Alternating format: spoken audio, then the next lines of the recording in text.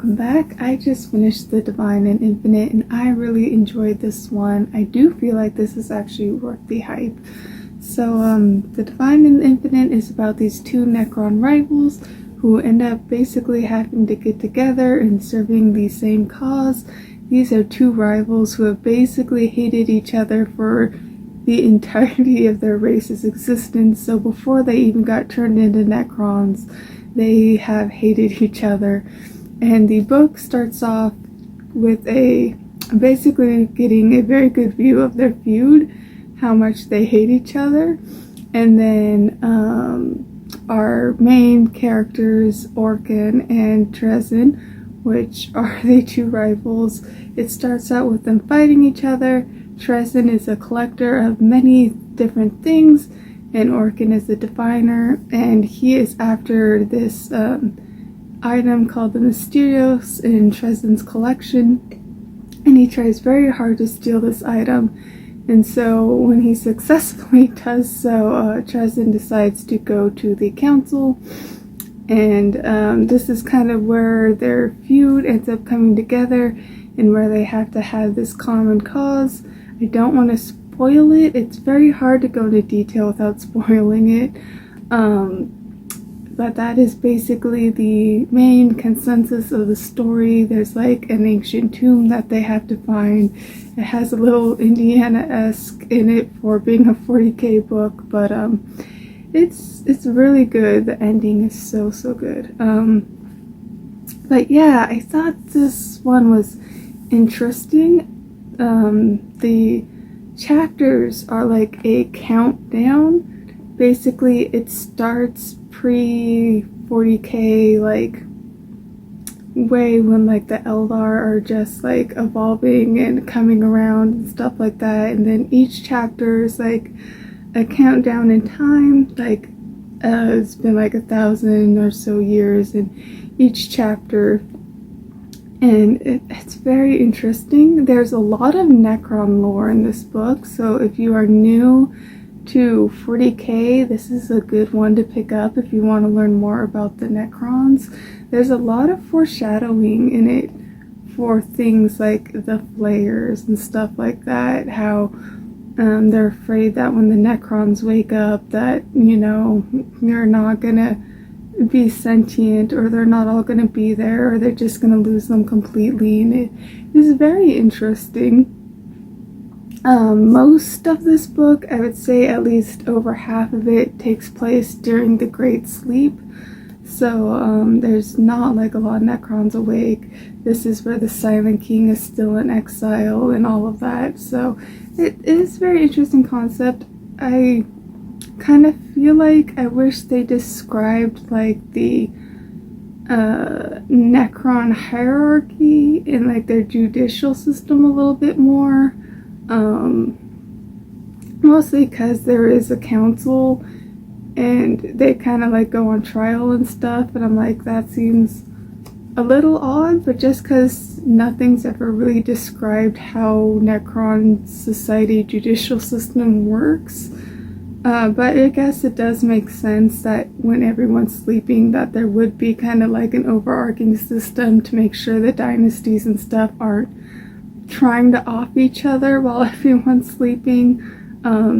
They do disband towards the end of the book though, and I think that's also another cool thing about the foreshadowing in this book, is that there's just like these little things that lead up to like the current time frame in like 40k lore. That's kind of cool. And it's kind of funny too, because there's like alien species and stuff in here that like Trezin comes across, and when they describe it, it's like their first encounter, so they don't know what it is or have a name for it yet.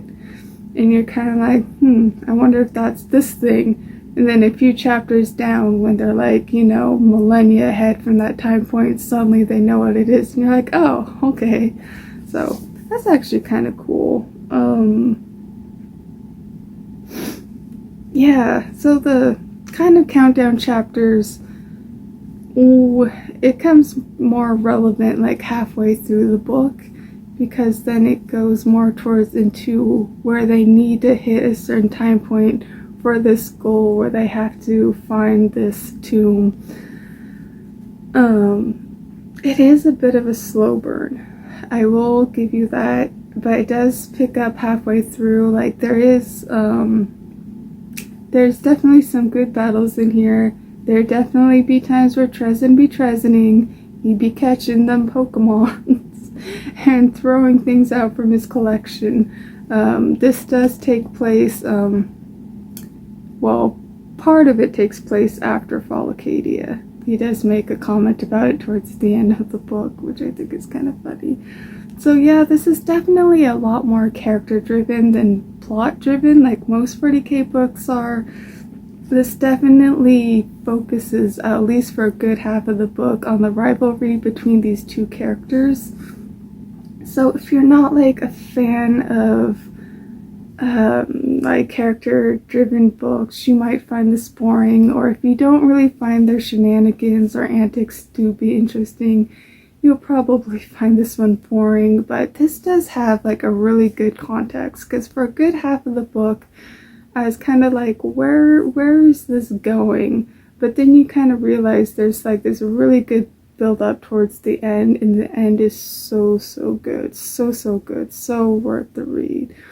And I just found this book to be really enjoyable. I really liked these two characters' personalities and quirks, and I'm sure a lot of the older fans may not have liked it because necrons have always been portrayed as being like a more serious, you know, kind of dark, because they kind of view necrons as just kind of like being robotic, and GW's never like really put out anything for them before, so you don't really like get to know necrons as the individuals that they are, because I think people forget that they were sentient beings just put into these robotic bodies, and while they may feel soulless, they're not necessarily soulless. So it's actually very cool to see these individuals with their personalities and their quirks, and how the other necrons, how they like interact with each other and stuff. It's very nice to see.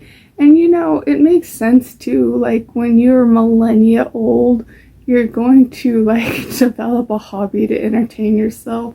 Like I know I've seen a lot of people shit on Trezin and think like the collecting and stuff is kind of dumb, but it kind of makes sense, especially in the time frame that this takes place in.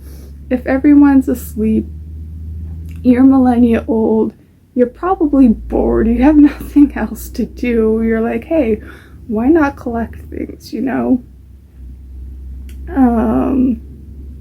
I like the way they interact with the world, and it kind of upsets me that this is kind of the one thing I don't like about Robert Ross writing, is that it's very kind of clipped, because he kind of has to find that good balance between pushing the story along as well as character development. But there were parts in this book where you see Trezin like interacting with locals and stuff on the planet. He basically has like a thing that kind of makes him blend in, unless someone gets like really close to him, then they might be able to see through the facade or disguise. And it's really interesting to see him interact with the environment and the world around him versus Orkin, who's just not really interested at all. And I actually really like the character development in this book, because there's so many good moments between the two where they kind of set that rivalry aside, and there's these really good moments where they just kind of exist as two people sharing a moment together. Like before chaos starts in like a part of a book on this planet, there's like this play, and they're sharing like this really good moment together where Trezin is like talking about the beauty of this world and like all these things that Orkin doesn't really know or care about. But then Trezin like tries to show him, you know, the beauty and the good sides of these things, and like telling him like about the history of it. And it's really good. And this also leads into like these really personal moments where they talk about their past, how they talk about, do you remember what it was like before we got turned into machines? And you just get these really good personal moments between the two characters, and I really like that. And kind of wish there's a little bit more of that, but I understand that most 40k fans aren't here for a bro fest. They want to see necrons punching things. So, but I thought he did a really good like balancing between the two. His first book that I read was Fall Acadia, and that was so many characters to like try and get through, so I do enjoy that he only focused predominantly on the two characters in this book.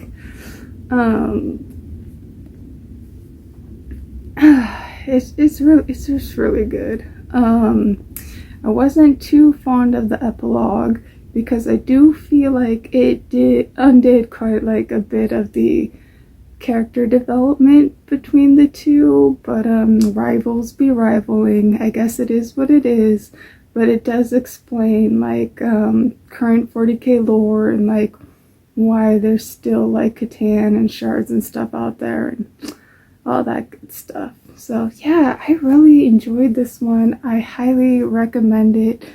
This is really good for new fans in the 40k who want to learn more of the lore. If you're an older fan, I'm not sure if you would like the like kind of funny, quirky kind of vibes that they try to give in this book, but I feel like everyone could enjoy this one. I really do. I highly recommend it and picking it up. So thank you for joining today's review and discussion.